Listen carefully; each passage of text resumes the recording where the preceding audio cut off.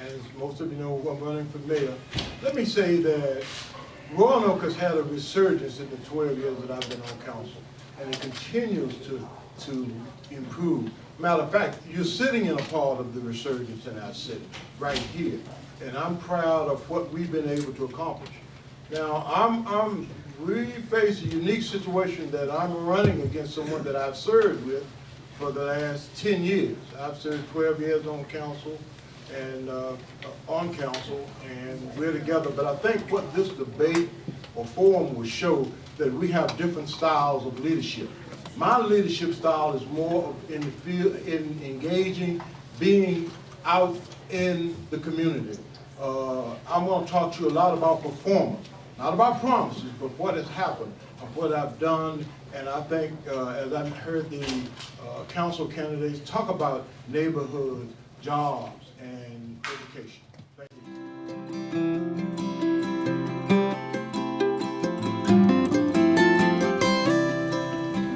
As a former chairman of the school board, I agree there's never enough that we can do for schools because the issues are ever evolving. And I think right now we're at a critical point as we look to even change some of the curriculum in our schools. I think our schools have to become more focused on vocational education.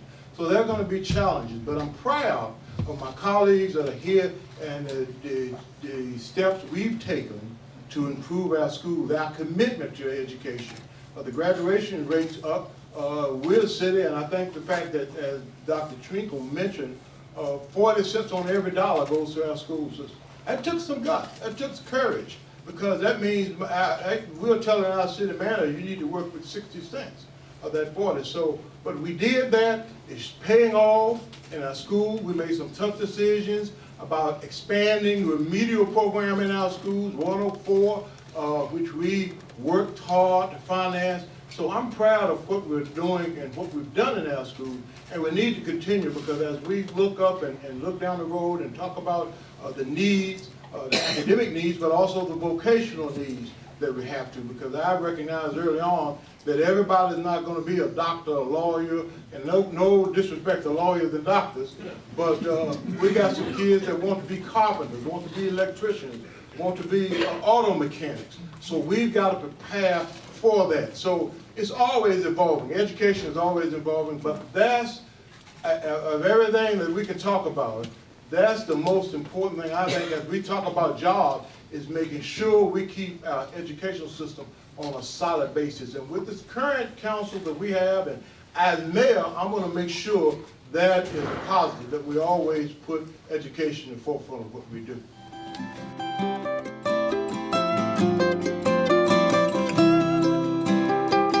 My pitch is I'm going to let him know that this is a great city to raise a family. Our schools are doing well.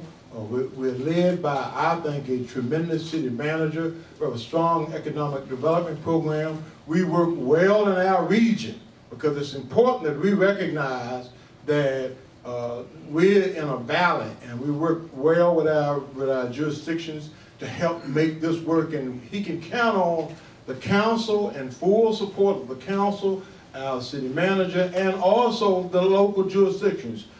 Because that's what's going to really entice businesses to our community. We sell ourselves as one, and I think that's important for him to know. It's important that we as a city, as a council, get along. That's important, because I've been on council long enough to know that there were times that things didn't go the way it should, or people expected. And that's important to know that the governing body is very supportive and want to see create new jobs and want businesses to come and develop here in our city. So I think it would be easy sale with our quality of life and the commitment that we have from the governing body and the people in our community.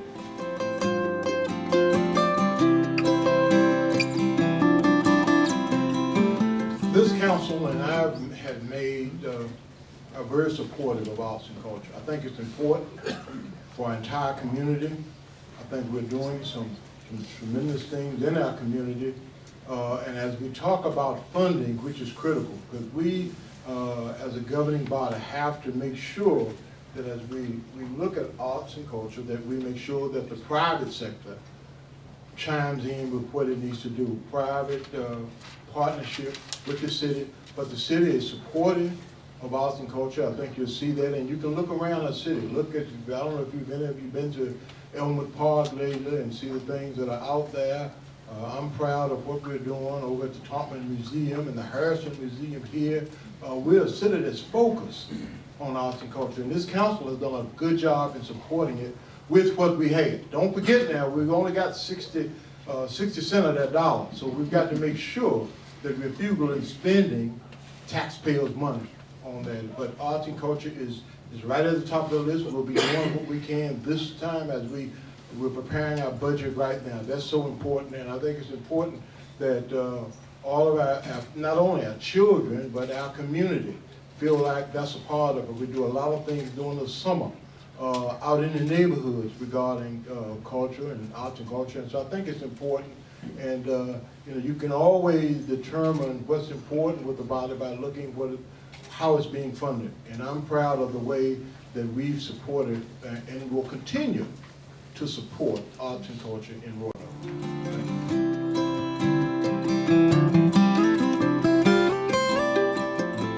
Well, I think to make sure that we have two people on that transportation board locally, Court Rosen and Robert Fralin, who represent us on the state transportation board, which gives us an insight, and Councilman Rosen serves with us. And so I think a priority as we look at public transportation is to make sure that we work with our partners, and that we need infrastructure money to deal with our highways, our streets, to make sure that we can have some funding to help us in transportation, especially in terms of jobs, employment, and what we want to do in our city. But the hardcore things such as infrastructure, roads, that we need to prepare as we look at a lot of things. So it's important that they understand the needs of what we're trying to do. So first, to make sure that our roads and to make sure that we can get our streets, roads repaired, and that transportation in our communities as we seek to serve our people, along a lot of our citizens, and getting jobs and moving out and traveling to areas that we need to do where our transit system will not allow us to do at the present time. So I think the fact that we have those two men there gives us some direct insight into what we need to do. Thank you.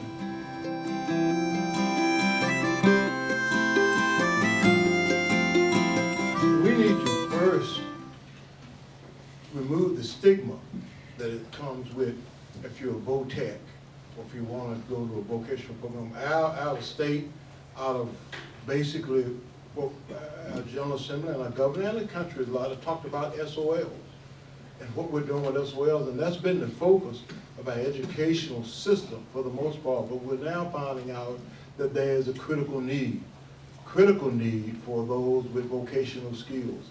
When I was on the school board, I was chairman of the school board. I chaired a committee on culinary arts and working in the vocational, the auto mechanic shop at the high school. We had a group that would meet there. And at that time, we talked a lot about what we needed to do in terms of the vocational arts and the vocational programs. And what we've also done here in the city is I like to say we partnered with Virginia Western, which is going to be a key part of our vocational program here in the city. And so we wanted to give our students an opportunity to do that. So as you saw today, and there was an article in the paper today that talked about the stigma. I like the idea that we're considering a governor's school for vocational skills to train our young people, because there's so many people who are talented with their hands,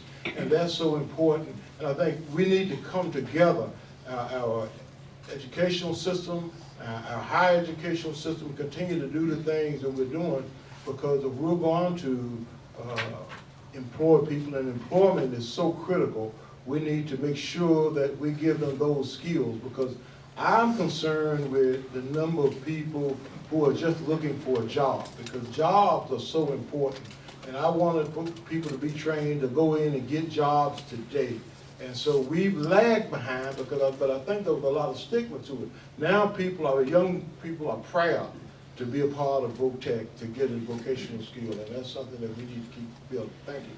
Thank you.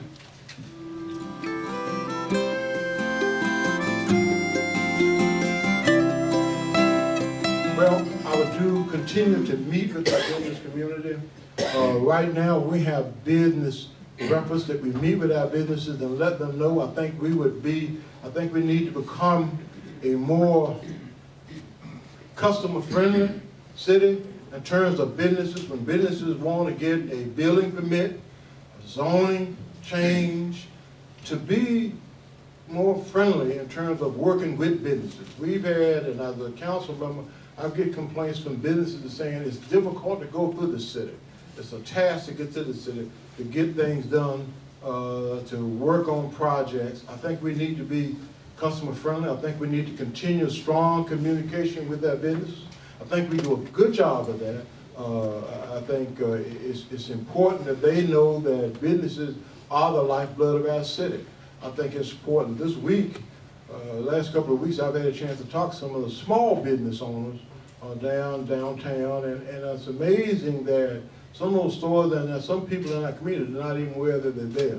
So I think more exposure, working with them, letting them know that we support them, and I think we're doing that. And I'm pleased with where we are. We can always improve on that, but in order to really attract and retain and grow the businesses that we have, we need to make sure that we continue our communication and continue to work with them, because businesses are the lifeblood of our city, and I think sometimes we can get caught up in attracting major companies, but smaller businesses, it's important. And I would continue to do that as we meet with all of our businesses monthly at the Hotel Roanoke to talk to them about their issues, the problems that they're facing.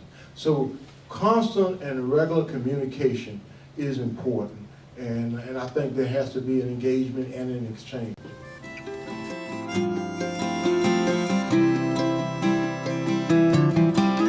Let me say that this is one area that I have been doing and continue to do today in terms of regionalism and making sure that we're involved as a city. But I first want to say, I think, and I remember those meetings that the mayors used to have, but I also remember the meetings that council and the boards of supervisors used to have. And I think that's important, and I think not only should the mayor, but I think the council, the board, and we should meet with the board of supervisors, and we should meet at least twice a year. I like that. We got away from that, but it's important. There's nothing magical about regionalism. You got to be able to talk to people. You got to be able to meet people, you know, and develop a relationship. I've done that in several different situations or activities that I've initiated in the community. Domestic violence. Domestic violence is and all of you are familiar with the Domestic Violence Task Force. We worked with Roanoke County and the city of Salem. We moved the Domestic Violence Task Force to those communities. And I worked with the Board of Supervisors and the City Council of Salem. And what that did, that brought us closer. So when you're talking about domestic violence, when we talk about issues that we can relate to, you can talk about other things. But it's important that we not over-dramatize this. Speak to people. Let's meet. Let's sit down. Let's meet and talk about day-to-day things. We all here. I mean, we got people in this city that lives on a street that made their neighbors in the county live right across the street. We don't talk to each other. It's not that deep. It's not magic. Just go and talk to somebody. Play softball with somebody. See somebody at a high school football game. Talk to the counselors. I mean the supervisors. And we used to do that, but we've gotten away from that. That's all it takes. And so when issues come up, you're able to communicate. You're able to do it together. And again, the broadband pieces, we're doing that. We're doing good things right now, but even do that, it's just not rocket science. Talk to people. And that's what I've done and will continue to do. Thank you. Thank you.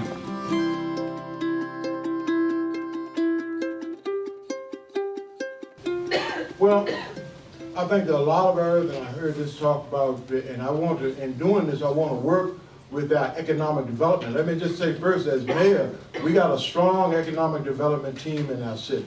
Strong economic development team. I would want to bring them in to talk about areas of revitalization. I think as we talked about 10th Street, as we talk about some areas downtown, there are a lot of buildings, but there are a lot of homes that needs to be revitalized in our neighborhoods.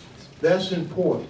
But we want to, as mayor, I would want to get together with our economic development staff. And we pay them, the taxpayers pay them a significant amount of money to discuss where we are, what we need to do. Because that's critical, because you don't get a chance to do that ever so often. And so I think that's important.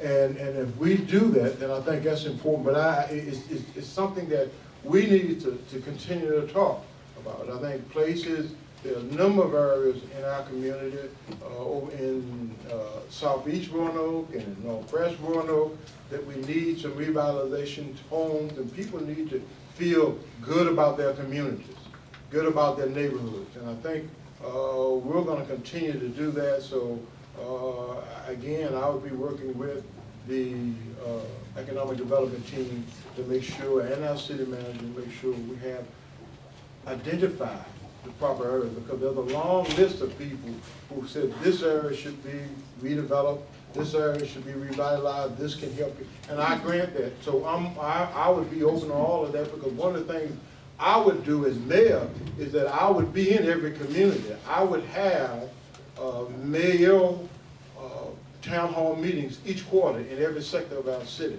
So before we make a decision like that, I want to make sure we're together with our community, because that's something that I've seen from council, that when we have hearings and people saying I didn't have a say on what we're doing. So I think it's important that we heard a lot from our citizens. We make the final decision, but to give our public an opportunity to have input. Thank you. Thank you. Thank you.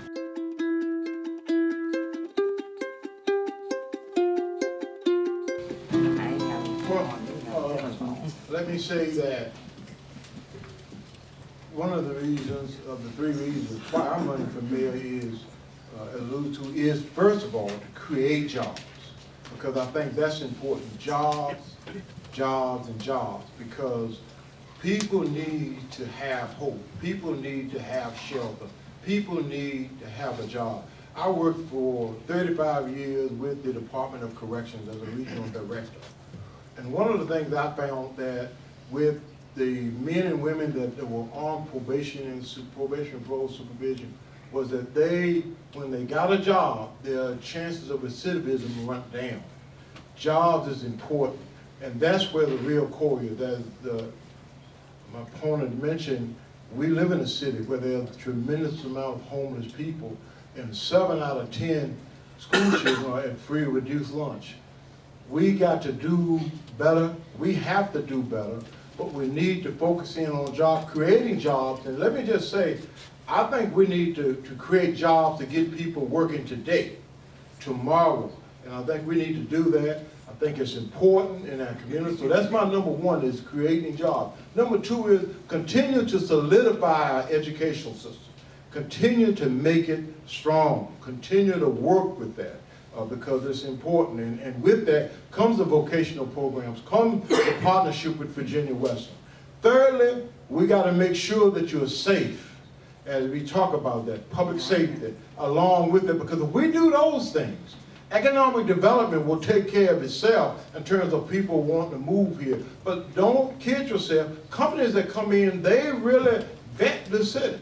Yeah, you know, are there a city that talk the talk, or do you walk the walk? Are you making a way for your people? Are there a lot of people who feel left out? And that's why I want to do it in this resurgence. We're doing some great things, but there are a lot of people in this community who feel left out of that.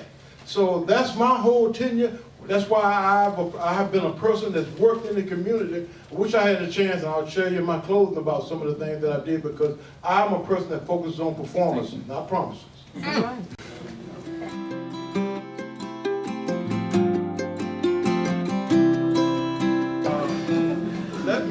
Let me thank you, Chamber, for this invite here to come in and for us to talk let me say I've worked as a regional director. I worked as the chairman of the school board. I've worked as the chairman of the TAP board of directors.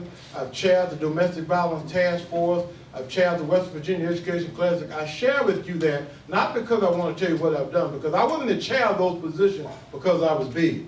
I was the chair because I could bring people together and have a positive outcome. And that's what I'm all about, bringing people together. And I want to say to you, if I'm elected and I had to run for mayor, my term is up, I had to run. And if I'm elected mayor, that I can continue to serve on council, I will commit to you that you'll have a great neighborhood, a place to go. We'll have a strong educational system, that you'll be safe in your homes, that you'll have an opportunity to work and have a decent quality of life if I'm elected mayor here in the city of Roanoke. And that's, unlike my opponent, if, you know, this is it. I had to run. And so I'm running, but I'm running and I'm standing on the accomplishments that I've had. Thank you so much. Thank you.